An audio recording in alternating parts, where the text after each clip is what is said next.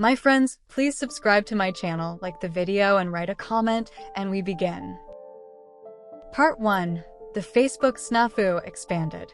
The air in the digital world, as anyone who has lived in the 21st century can attest, can be simultaneously a source of connection and profound disconnection. I was scrolling through Facebook, the usual mindless ritual, the endless stream of curated realities, when it hit me. Or rather, when my parents Karen and Tom unwittingly struck the blow. My high school reunion. 10 years. A decade since graduation from Westview High. I wasn't eagerly anticipating it. I wasn't a popular kid. I hadn't experienced a dramatic glow-up, and the memories of those awkward teenage years often felt best left undisturbed. It wasn't that I hated my high school experience. It just wasn't something I actively craved revisiting. The curiosity, though, was undeniable. I wanted to see how everyone had turned out. Had the shy kids blossomed? Had the rebels found their place? Had my classmates achieved the dreams we'd scribbled in yearbooks? And let's be honest, I was a little curious to see if anyone was talking about me, even in passing. Then I saw it, a Facebook post from my mom. It was a screenshot, a snapshot of the reunion's website, a platform of shared memories and future aspirations, and I felt like I was missing from the frame.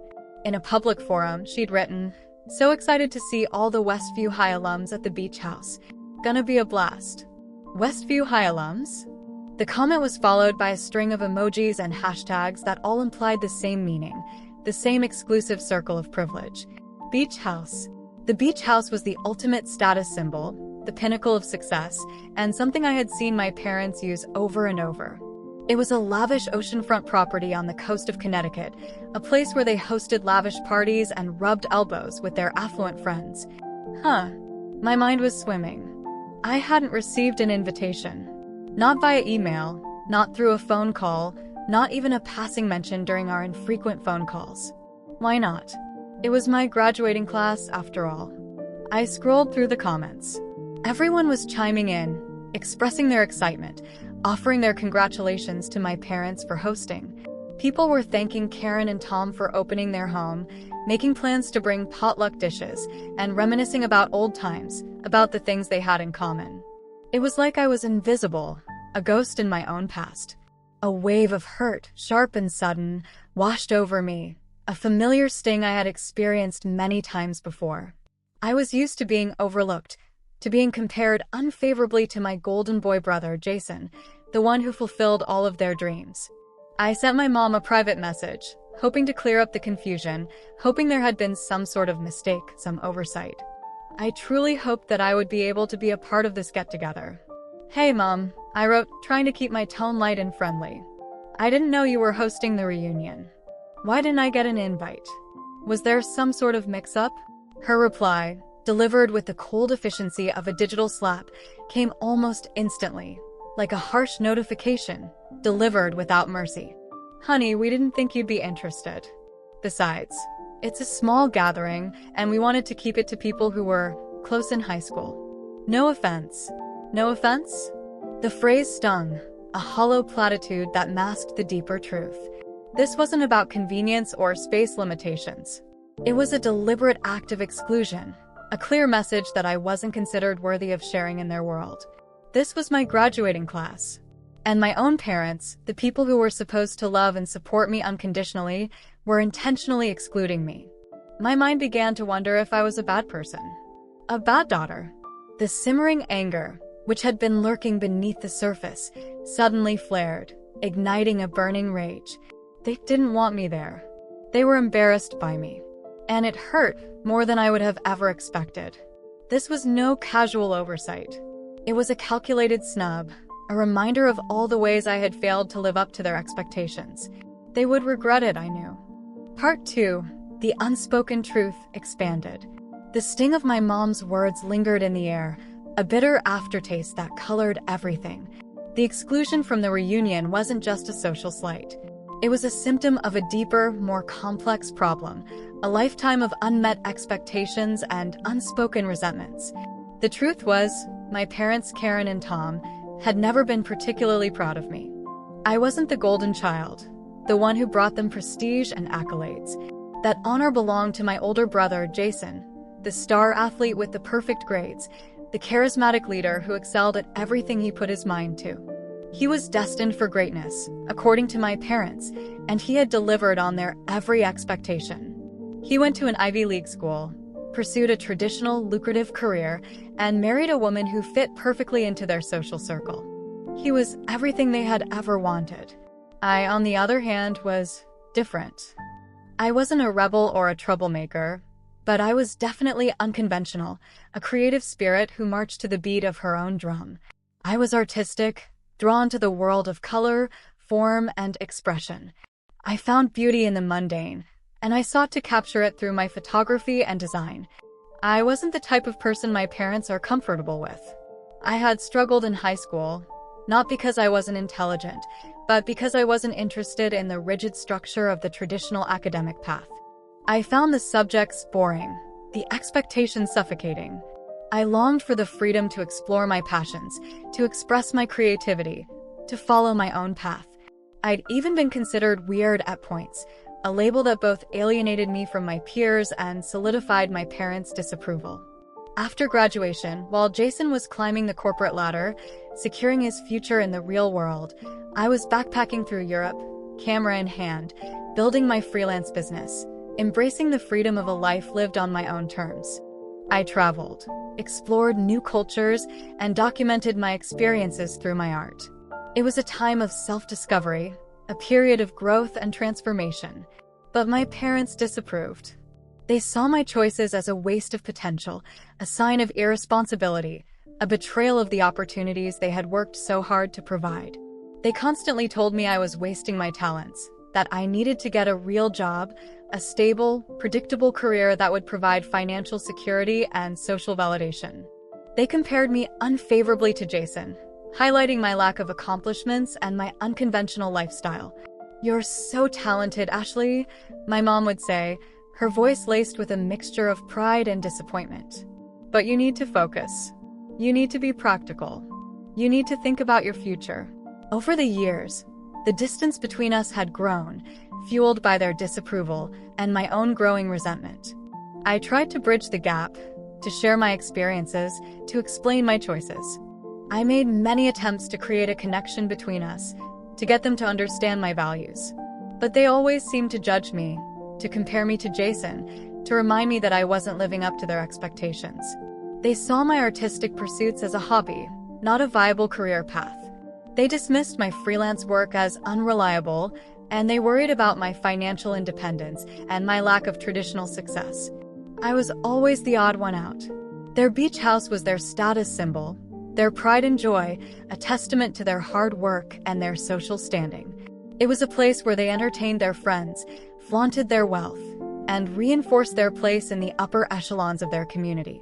And they didn't think I was worthy of sharing it with them, of being a part of their exclusive world. The Facebook post, the exclusion from the reunion, was just the latest manifestation of their disapproval, a painful reminder of the chasm that separated us. It was a message, loud and clear, that I didn't belong, that I wasn't good enough. I wanted revenge. Part 3. The Secret Project Expanded. Beneath the surface of my seemingly nomadic, artistic life lay a shrewd and disciplined mind. What my parents dismissed as a flighty, irresponsible existence was actually a carefully constructed plan, a long-term project fueled by my passion and driven by my desire to prove them wrong. What my parents didn't know was that I had been secretly and diligently working on a project for the past few years, a project that had finally, gloriously, come to fruition. I had always been good with technology, a quick learner, a problem solver.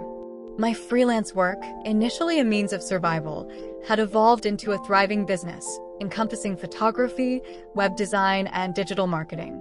My skill set allowed me to be financially stable, if not well off. I had mastered the art of online freelancing, building a strong portfolio, cultivating relationships with clients around the world, and earning a reputation for quality and reliability. I could create content and designs for all mediums. From small startups to large corporations, they valued my skills and my unique artistic vision.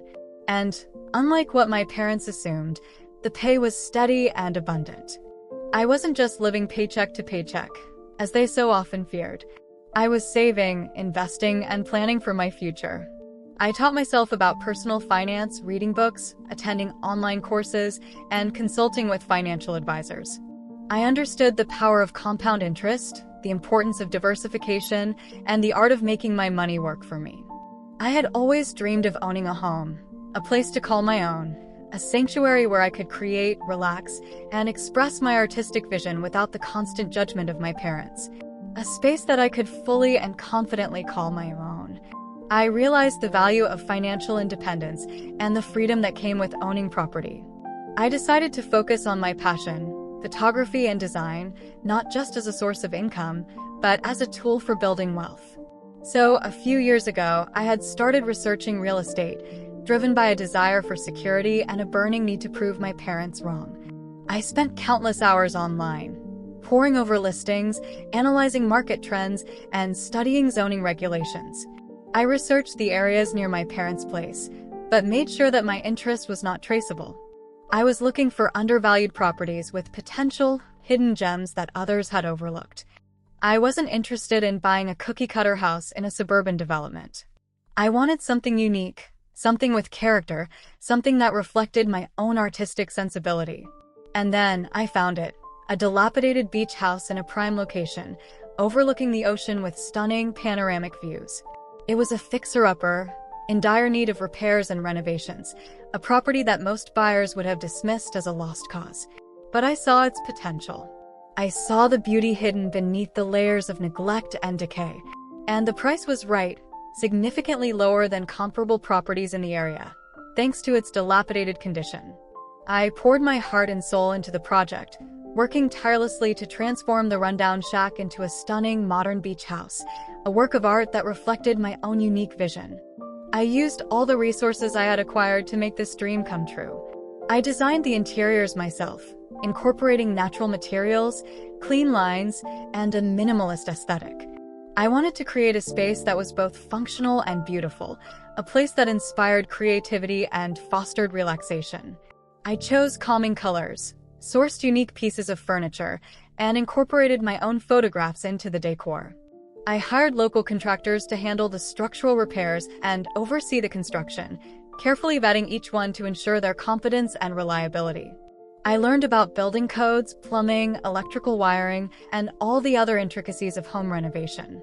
It was a crash course in construction management. It was challenging, demanding, and at times overwhelming, but I persevered, driven by my vision and fueled by my determination to prove my parents wrong.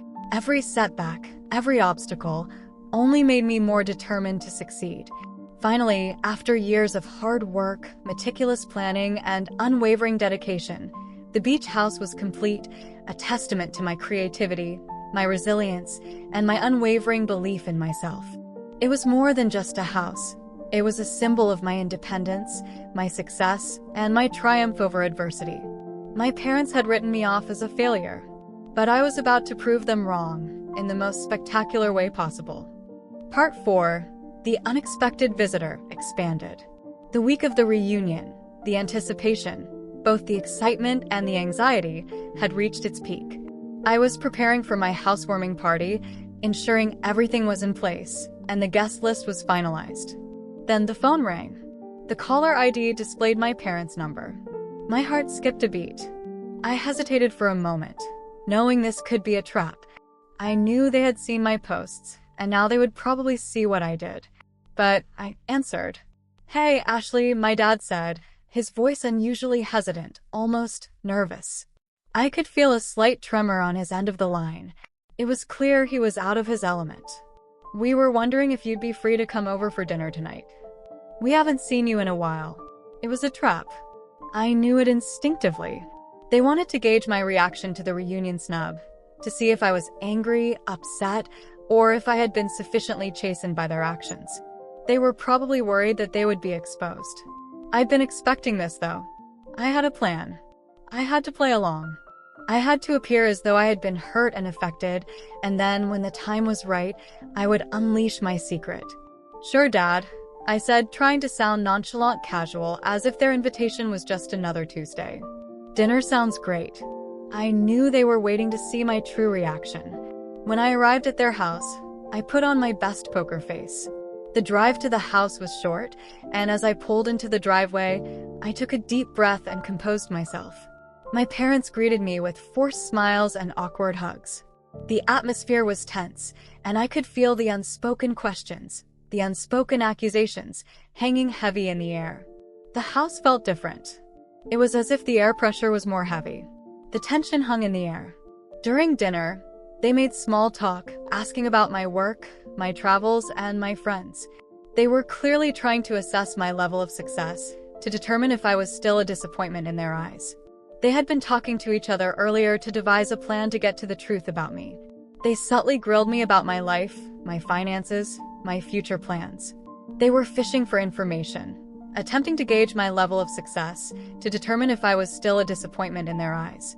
They didn't try to keep the conversation up for too long. They knew what was coming. As the main course was served, my mom, Karen, her voice now too sweet, brought up the reunion, the topic they were clearly steering towards. She had a gleam in her eye, a spark of self-satisfaction.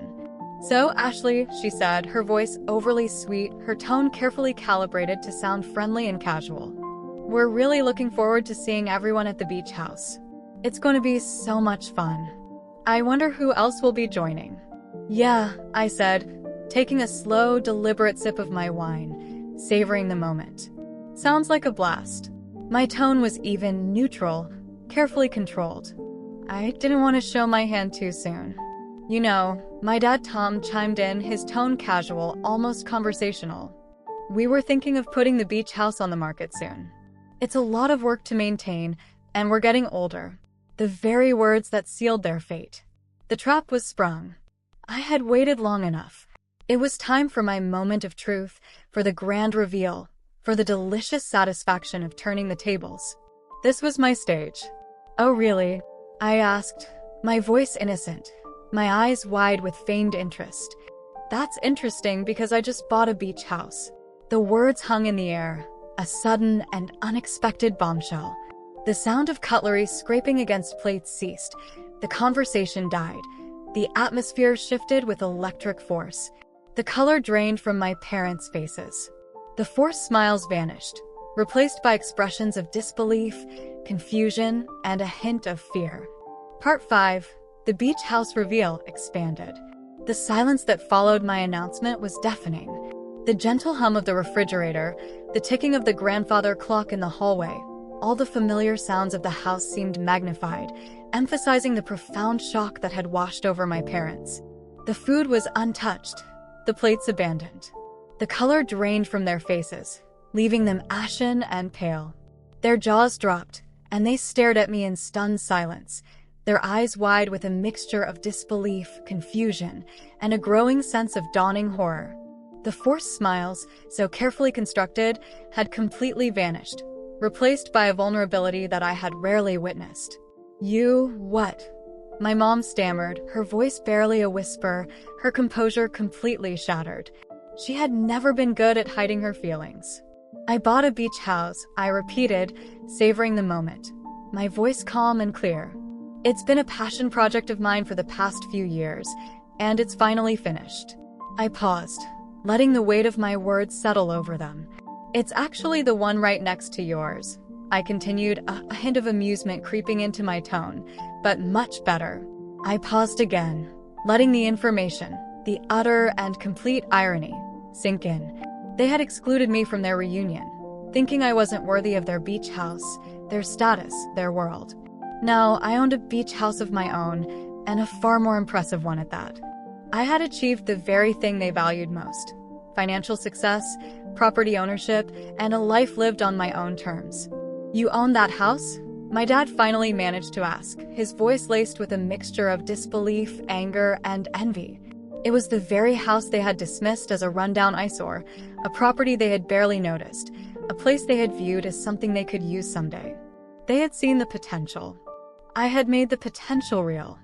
I smiled, a genuine, satisfied smile, the first genuine smile in what felt like years. I had finally won. I had finally proved my parents wrong. "Yep," I said. "Turns out I'm not such a failure after all. I'll be hosting a party at my beach house," I added, the words hanging in the air like a triumphant flourish. Same weekend as the reunion. You should all stop by. The party I threw was unforgettable, a celebration of my success, my independence, and my newfound freedom. I'd worked so hard on this project, and now it was time to share it with everyone I knew. The next morning, I woke up to a call from my mother. She had been in the house earlier, asking if I would ever invite them to the house. I was hesitant, but now it was her turn to reach out to me. She had to swallow her pride and apologize for her actions. The next few months weren't perfect. There were times that we got into arguments. But now we are a family. News of the beach house spread like wildfire. The reunion attendees, many of whom had known me in high school, were stunned and delighted. They had seen me grow, seen me challenge expectations, and had witnessed my success. Now, they all came to see me. I made sure that my house was filled. They laughed, they danced, they reconnected, and they celebrated my accomplishments. The food was delicious, the music was fantastic, and the atmosphere was electric. Even my brother Jason showed up, his face a mix of admiration and begrudging respect. My parents were left with a deserted party, the echoes of their own exclusion, and the bitter realization that they had severely underestimated their daughter. They had focused on social status and the traditional markers of success, and they had missed the true measure of my character, my resilience, and my artistic vision. The reunion turned into a resounding success and an absolute party, and I had never felt so free. My life was now a beautiful blend of artistic expression and financial freedom. I had become a symbol of hope for those who had felt misunderstood, and I reveled in my newfound confidence.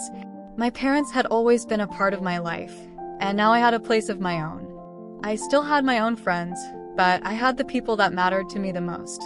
Did our relationship change? Absolutely. It was a slow process, filled with awkward conversations and moments of unspoken tension. But over time, my parents began to see me in a new light. They started to appreciate my creativity, my independence, and my unwavering determination. They finally understood that my path, though different from theirs, was still a path to success. The beach house was more than just a stunning property. It was a symbol of my transformation, my journey, and my triumph. The door was still open, but the terms of the relationship had shifted. I was in control now, and I liked it.